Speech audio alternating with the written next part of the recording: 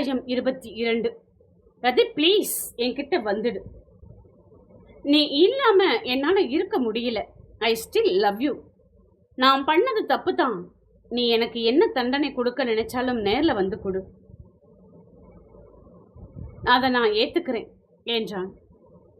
அன்று மருத்துவமனை வளாகத்தில் பத்திரிகையாளர்களுக்கு அளித்த பேட்டியில் பேசிய குரலுக்கும் இன்று பேசும் குரலுக்கும் இடையே பல வித்தியாசங்களை உணர முடிந்தது. அன்றைய கமலின் பேச்சில் திமிரும் நடிப்பும் இருந்தது. இன்று தன் மனைவிக்கான தேடல் இருந்தது, பாசம் இருந்தது, காதல் அதை சொல்ல தகுதி இல்லை என்றாலுமே அந்த உணர்வுதான் மேலோங்கி இருந்தது அவனிடம். இதை ஜேசன் உணர்ந்தாலுமே ஜீவிதா நம்ப தயாராக இல்லை. முதலில் தன் மகள் கிடைக்கட்டும், அதன் பின்பு இவனை கவனித்துக் கொள்கிறேன் என்ற குரோத பார்வை பார்த்தாள். கமலை மட்டுமல்ல, காமினியையும் சேர்த்துத்தான். என் புருஷன் காசுல அப்பா மகான்னு குடும்பமா வாழ்ந்துட்டு நல்லா என் பொண்ணு பணத்துல முத்து குளிச்சுட்டு என் மகளையே வாழ விடாம துரத்தி விட்டுட்டு இப்ப வந்து காலில் விழுந்தா மறந்துடுவோமா? உங்க குடும்பத்தையே நான் சும்மா விட மாட்டேன் என்பது போல் பார்த்தார். அவருக்கு ஐராவின் மீது நம்பிக்கை உள்ளது.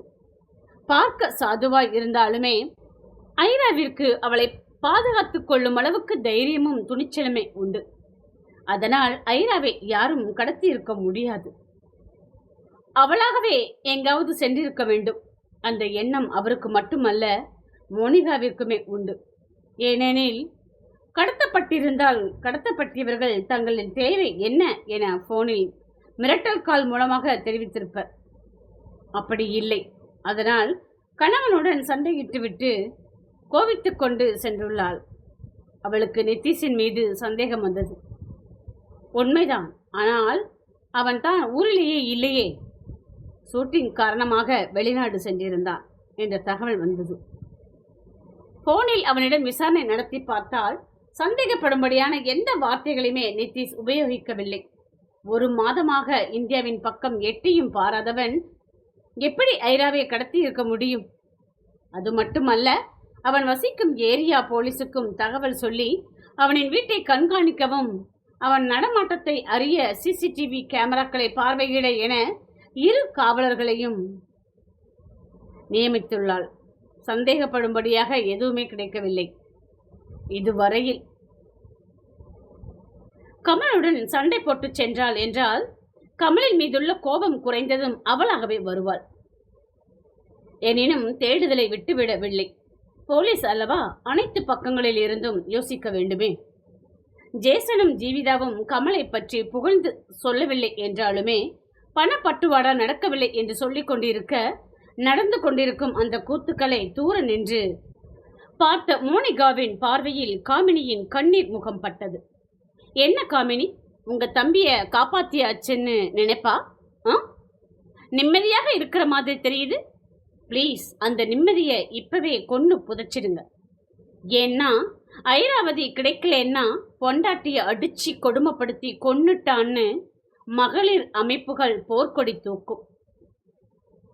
வரதட்சணை கேஸ்ல இருந்து வேணும்னா ஜேசன் சாரோட உதவியால நீங்க தப்பிச்சிருக்கலாம். ஆனா ஐராவை அடிச்சதுக்கு மிருதுலாங்கிற ஆதாரம் இருக்குது. ஒருவேளை ஐரா கிடைக்கலன்னா மிருதுலாவே கமல் மேல கேஸ் கொடுப்பாங்க. எப்படியும் உங்க தம்பி ஜெயிலில் கம்பி என்னத்தான் போறான். ஜாமீன் வாங்கி வச்சுக்கங்க. தேவைப்படும். பணம் இருந்தா போதும்னு நினைச்சிட்டீங்களா? அந்த பொண்ணுகிட்ட இருந்து வாங்கின அத்தனையையும் வித்து ரெடியா வச்சுக்கங்க. கோர்ட்டுக்கும் வக்கீலுக்கும் செலவு செய்ய வேண்டி இருக்குது என்று சொல்லி செல்ல காமினி அசையாது நின்றாள். வரதட்சணை கொடுமை என்று சொல்லி கமலை மட்டுமல்ல, அவனின் குடும்பத்தையே தூக்கி கொண்டு போக மோனிகா தயாராக உள்ளாள் என்பது காமினிக்கும் தெரியும் தான். அப்படி அது நேர்ந்தால் இதுவரை கட்டி காப்பாற்றி வந்த மானம் காற்றில் பறந்து விடுமே. அதன் தாக்கம் தன் மகளின் எதிர்காலத்தையும் கமலின் எதிர்காலத்தையும் சேர்ந்தே பாதிக்கும். ஏற்கனவே கமல் நொடிந்து போயுள்ளான். மீண்டும் மீண்டும் அவனை வாட்ட இவர்கள் போடும் திட்டத்திலிருந்து கமலை காப்பாற்ற வேண்டும் என்பதற்காகத்தான் ஜேசனை காணச் சென்றாள். என்ன சொல்ல வர்ற காமினி? காணாம போனது என் பொண்ணு. தன்னோட மனைவியை காணும்னு கொஞ்சம் கூட கவலைப்படாத அவளோட புருஷனுக்கு வக்காலத்து வாங்கிக்கிட்டு எதுக்கு வந்து நிக்கிற நீ? இங்கிருந்து போ. அவனால நாங்களும் எங்க பொண்ணும் ரொம்பவே நொடிஞ்சு போயிருக்கிறோம். எங்களால கமல் மேல கொடுத்த கம்ப்ளைண்ட வாபஸ் வாங்க முடியாது என்றார் ஜீவிதா. நான் கமல் மேல நீங்க கொடுத்த சந்தேக கேஸ பத்தியோ இல்ல ஐராவை காணும்னு நீங்க கொடுத்த மிஸ்ஸிங் கேஸ பத்தியோ பேச வரல. நான் வந்தது மோனிகாவும் மாதவியும் சேர்ந்து ஐராவை கமல் வரதட்சணைக்காக கொடுமைப்படுத்தினான்னு ஜெயில தூக்கி வைக்க பிளான் போடுறாங்க. அதை பத்தி தான் பேச வந்தேன். அது உண்மைதானே? என்கிட்ட இருந்து உன் தம்பி இந்த 5 வருஷத்துல வாங்கின காசை வச்சு 4 அடுக்குமாடி வீடே கட்டிடலாம். அதுவும் ஈசிஆர் ரோட்ல. அந்த அளவுக்கு காசை வாங்கி இஷ்டத்துக்கு செலவு செஞ்சுட்டு இப்ப தரலன்னு பொய் சொல்ல சொன்னா எப்படி என்றார் ஜேசன் கோபமாக. அவருக்கு பணத்தை வைத்தும் தன் மகளின் 2வது திருமண வாழ்க்கையை சிறப்பாக செய்ய முடியவில்லையே என்ற ஆதங்கம் இருந்தது. அங்கிள், எனக்கும் புரியுது உங்க கோபம். ஆனாலும் கொஞ்சம் யோசிங்க. ஒருவேளை ஐரா அவளோட ஃப்ரெண்டு வீட்டுக்கு போயிட்டு கமல் மேல இருக்கிற கோபம் குறையவும் வந்து கமல் கூட சேர்ந்து வாழணும்னு முடிவு பண்ணினா? இதுக்கு முன்னாடி இது மாதிரி சில சமயம் ஏற்கனவே நடந்திருக்குது இல்ல? இப்பொழுதும் வந்துட்டா நீங்க அவகிட்ட என்ன சொல்வீங்க? உன் புருஷனை ஜெயில வச்சிருக்கிறோம்னா அப்படி பண்றதுல ஐராவுக்கு விருப்பம் இருக்காதே. அவளுக்கு இப்பொழுதும் கமல் மேல காதல் இருக்குது. அதனால உங்க பொண்ணோட எதிர்காலத்துக்காக தான் நான் சொல்றேன். என்ன மிரட்டுறியா? உன் தம்பி இல்லைனா என் பொண்ணு வாழ மாட்டாளா என்றார் ஜீவிதா. இல்ல இல்ல, நான் அப்படி சொல்ல வரல. ஐராவுக்கு யார் உதவியும் தேவையே இல்லை. ஆனா அவளுக்கு கமல் எவ்வளவு முக்கியம்னு உங்களுக்கே தெரியும். C loves Kamal still now. அதனாலதான் கமலை வெறுக்காம அவன் கூடவே அவ பண்ண எல்லாத்தையுமே சகிச்சிட்டு இருந்திருக்கிறா. அதுக்காக நாங்க ஏன் சும்மா இருக்கணும்? உன் தம்பிய வேண்டாம்னு எவ்வளவு சொன்னோம், கேட்டாளா அவ? பாவி மக, அத்தனை வருஷமா கல்யாணம் வேணாம் வேணாம்னு சொல்லிட்டு இருந்தவ ஒரு பேராசை பிடிச்சவங்க கிட்ட போய் வாழ்ந்திருக்கிறா என புலம்ப காமினி அமைதியாக இருந்தாள்.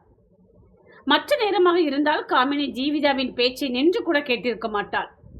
ஆனால் இன்று ஜீவிதாவும் ஜேசனும் தங்களின் ஆதங்கத்தை வார்த்தைகளாக கொட்டி காமினியை வறுத்தெடுக்க பொறுமையாக நிற்கின்றார். காரணம் அவளின் தம்பி. கமலுக்கு எதுவும் நேர்ந்துவிடக் கூடாது என்கின்ற எண்ணம் தான் காரணம். அங்கிள், நீங்க சொல்றபடி பார்த்தா காசை வாங்கி செலவு செஞ்சது பெரிய தப்பு தான். ஆனா கொடுத்தது யாரு? வரதட்சணை வாங்குறது மட்டும் இல்ல, கொடுக்கறதுமே தப்பு தானே அங்கிள்? உங்க பொண்ணோட லைஃபுக்காக நீங்களா முன்வந்து தரும் பொழுது எப்படி அங்கிள் அவ வேண்டாம்னு சொல்லுவான்? ஐராவுக்கு கமலை பத்தி தெரியாம இருக்கலாம். ஆனா நீங்க பிஸ்னஸ் மேன் தானே. உங்ககிட்ட வர வியாபாரிகளோட டீல் பேசுற மாதிரி உங்க பொண்ணு லைஃப்லயும் டீல் பேசி வித்ததுக்கு உங்களுக்கு யாரு அங்கிள் தண்டனை வாங்கி தருவா? நீங்க பொண்ணும் தர முடியாதுன்னு பணமும் தர முடியாதுன்னு சொல்லியிருந்தா கமல் ஐராவை திரும்பி கூட பார்த்துருக்க மாட்டான். அதனால தப்பு கமல் மேல மட்டும் இல்லை, வரதட்சணை கொடுத்த உங்க மேலையும் தான். எங்களை நீங்க மாட்டி விட நினைச்சா நாங்க இதையத்தான் கோர்ட்லையும் சொல்லுவோம்.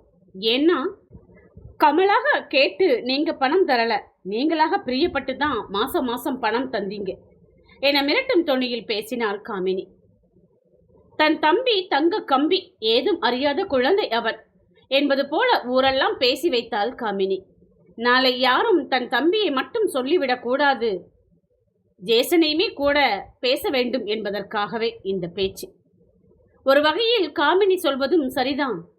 வரதட்சணை வாங்குவது எவ்வளவு பெரிய குற்றமோ அதே அளவுக்கு குற்றம் வரதட்சணை கொடுப்பதுமே. அது குடும்பத்திற்கும் குழப்பத்தை ஏற்படுத்தி பிரிவில் கொண்டு வந்து நிறுத்திவிடும். வக்கீலிடம் டாக்டரிடம் மட்டுமல்ல, வீட்டிற்கு வரும் மாப்பிள்ளையிடமும் எவ்வளவு செலவானாலும் பரவாயில்ல என்ற வார்த்தையை விடாமல் இருக்க வேண்டும்.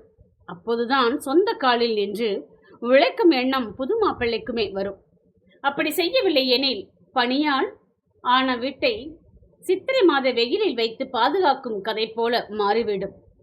அவன் அந்த பெண்ணை பணம் கொடுக்கும் ஏடிஎம் மிஷின் போல்தான் மாற்றி விடுவான். இதை உணர்ந்தாதாலோ என்னவோ ஜேசன் சரி என்று சொல்லிவிட ஜீவிதா மட்டும் முணுமுணுப்புடன் சம்மதித்தார். பத்திரிகையாளர் சந்திப்பிற்கு டிவியில் இருவரும் பேட்டியை முடித்துவிட்டு தம்பதியினர் எழுந்து செல்லும் காட்சியும் சோர்ந்த முகத்துடன் கமலும் தெரிந்தாள். மோனிகாவின் காதில் ஒரு காவலர் வந்து எதுவோ சொல்ல, அவள் முகம் நிஜமாகவா என்ற ஆச்சரிய பாவனையை காட்ட அவள் வேக நடையுடன் காவலரை பின்தொடர்ந்தாள். அதை கண்ட கமல் அவளின் முன் வந்து நின்றான். அவனையும் தன் ஜீப்பில் அழைத்து கொண்டு சென்றாள் மோனிகா. காமினியும் ஜீவிதாவும் ஒருவரை ஒருவர் பிறரும் அறியாதபடி முறைத்து கொண்டு அங்கிருந்து சென்றனர். அவர்கள் மட்டுமல்ல, பிரசும் தான். விளையாட்டு செய்திகள் அதுக்குள்ள முடிஞ்சிடுச்சு போல. நான் இன்னும் கொஞ்ச நேரம் இருக்குன்னு நினைச்சேனே. ஃபுட்பால் மாதிரி அதிரடியான மேட்ச் இருக்குதுன்னு நினைச்சேன். அப்படி எதுவும் நடக்கலையே. ஆனா நடக்கும். மாமனையும் மருமகனையும் கட்டி உருண்டு சண்டை போட வைக்க என்கிட்ட ஒரு ஆயுதம் இருக்குதே என கையில் மது கோப்பையுடன் பேட்டியை ரசித்தபடி இதழ்களில் ஒரு ஏளன பார்வை பார்த்து சிரித்துக் கொண்டிருந்தான் நிதிஷ். அவனின் சிரிப்பில் இடையே ஒரு குரல் மெல்லியதாக சினுங்கியது. வேக வேகமாக தன் படுக்கை அறைக்கு சென்று பார்க்க அங்கு கட்டிலில் பெண் அவள் துயில் கொண்டிருந்தாள். ஐராவதி நிதிஷின் அறையில்.